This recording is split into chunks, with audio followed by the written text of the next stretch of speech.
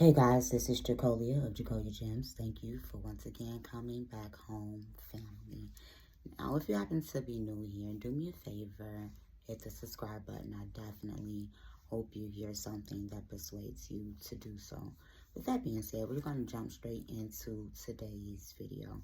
This is a topic that I have explored before months ago that is going to be a repeated topic on my channel because it's going to be a repeated issue in the Black community and just in the world at large. I want to talk about a young woman by the name of Sukihana, and she goes by the name of Suki with the good, she's known for making sexually explicit music. From what I hear, she has a few tapes out. Not sure of the legitimacy of that. I do know that she allowed NLE Chopper to walk her like a dog on the leash. She dresses explicit. She flirts with men. She's a hypersexual Black woman. I've also seen Suki come out with videos saying that she's ready to change and this isn't who she really is, and that she has to act a certain way to make money for her kids, so on and so forth. There's a young man by the name of YK Osiris, and I have my own opinions on to what this man is to the industry. But he's known for being a young guy. I think he has one hit song. I don't know. But he's known for being around all of the biggest celebrities and doing playful, goofy stuff. He's very young. Seems as if he's very impressionable. With that being said, Suki, I don't know, she was at some type of event with Funny Marco and Le Duval. And she was sitting in the middle of them. And before that, from what I saw and what I heard, OK Cyrus came up to her. They had a very flirtatious interaction. I believe she told him she'll turn him out, something of that nature. He walked away. He came back and he grabbed her face to lean in and kissed her. She then turned away, leaned back as a sign of, no, I'm good. And then he continued to proceed to kiss her as she continued to push herself back. This made the internet, and it has once again split the Black community into different opinions. My opinion about stuff like this is the Most High, Chuku, Okike, Ambiyamba of Abraham, Isaac, and Jacob will never change. I believe that there's a lot of factors that comes into play. There were some people saying that she did not consent, this was sexual assault, and they stood on that firm. There were other people saying, no, she didn't consent, it was messed up. And then they began to say but, and I'm under the belief that when you put but, a conjunction, into a sentence, then it eradicates what you said beforehand. No, she did not consent, but her behavior is welcoming, and if you dress yourself a certain way, if you sing a certain way, you present yourself a certain way, then this is the attention that you're going to draw in. You have some people who are under the belief system that you could be wrapped up from head to toe and it don't matter. Men aren't going to give you the energy that they are going to give you.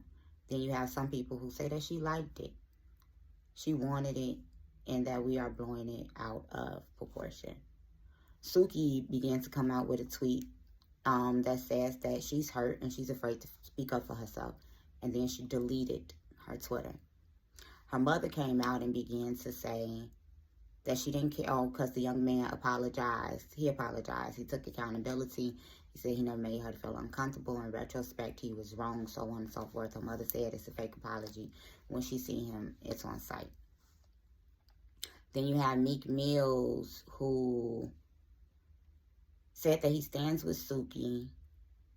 He said that OK Cyrus was a DH. He also said, don't be too tough on him because he's young and he's stupid, but he needs to be slapped. Then Whack 100 stood 10 toes down and said he was wrong, right? I want to talk to you guys about the hypersexualization of Black women, as I have once before. When we see a woman like Suki, what we have to realize is that this is trauma acting out. And a lot of times we focus so much on the symptoms of the trauma. Whoredoms, hypersexuality, all of these things. These are symptoms of an illness, of a sickness that is played out. And we are so dismissive of the way childhood, teenage, adolescence, and adult trauma begins to formulate people, but specifically the Black woman. I have said so many times that the hypersexualization of the Black woman starts within a womb. Upon birth, many of us have been raped, have been molested, and we've been taught that the only value that we have is between our legs. And Black men and some Black women began to propagate this narrative online as well. And so, of course, if growing up as a little girl, the only thing that you know and the only thing that you see and feel is based off of how you look, your physicality, and then being traumatized by rape, by molestation, by fatherless households, by abandonments, so on and so forth. And then you have this body that's been taken advantage of over and over again. And for some women, after this happens, they shut down. They don't want to do nothing at all. They become very modest. Their husbands even begin to struggle with intimacy. Joe Budden podcast just began to talk about a couple. A man wrote him in. 4 years he's been married to his wife. And 4 years he's been faithful with no intimacy. Because unbeknownst to him, his wife had been SA'd before. So you have some women who go into that. You have some women who, according to them, it don't affect them and they just keep moving as normal. I believe that's trauma, that's delusion. Then you have some women who go into promiscuity. And it comes from trying to seek back that power, because you will never let anybody take advantage of you again. Then you also have to realize when rape and molestation and these things take place, there's a swapping of spirit. So that vile, lustful spirit that entered into you via touch, via penetration, via emotional manipulation, physical abuse, all of their spirits, all of their demons now becomes your own. And so now all of this is down on the inside of a little Black girl, and she grows up and nobody teaches her how to recognize her own identity, to recognize her own cravings. Nobody teaches her how to heal from that.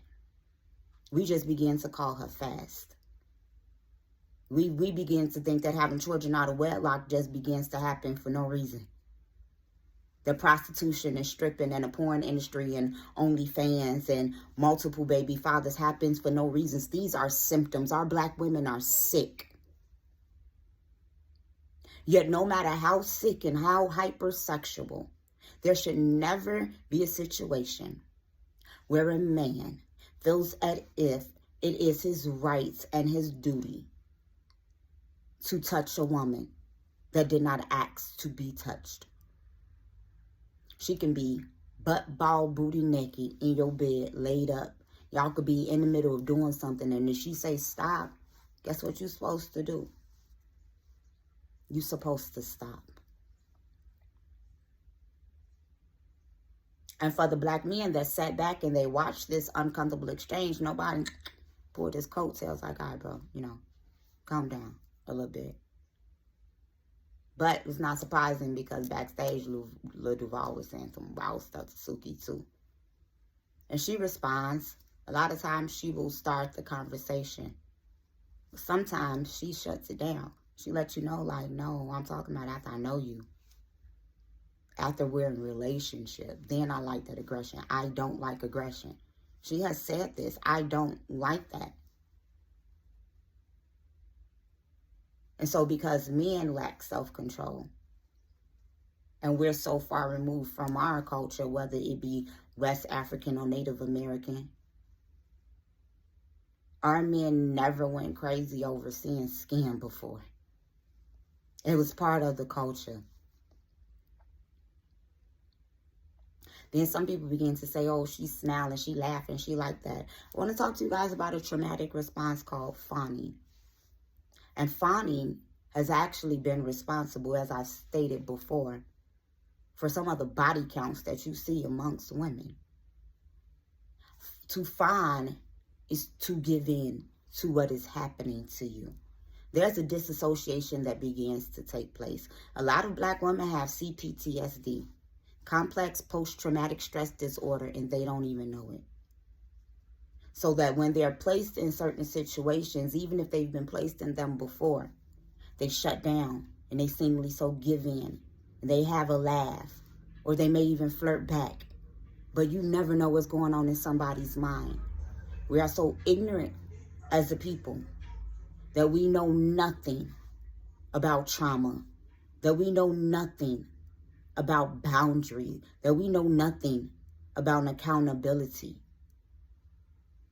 And I think it's all sad and it's all sick. We need to learn how to keep our hands to ourselves. Just because somebody sexualizes themselves, don't give you the right to sexualize them. That makes you a predator. You're disgusting. That means that you're desperate and you're hard up for what's between a woman's legs and you don't want to have to work for it. I get it. But that's not yours to touch. Let's practice keeping our hands to ourselves. And ladies, above all, let's do better. Not only about the way we carry ourselves, but how we respond when other women are violated. This is Jacolia of Jacolia Gems, signing off. Food for thought.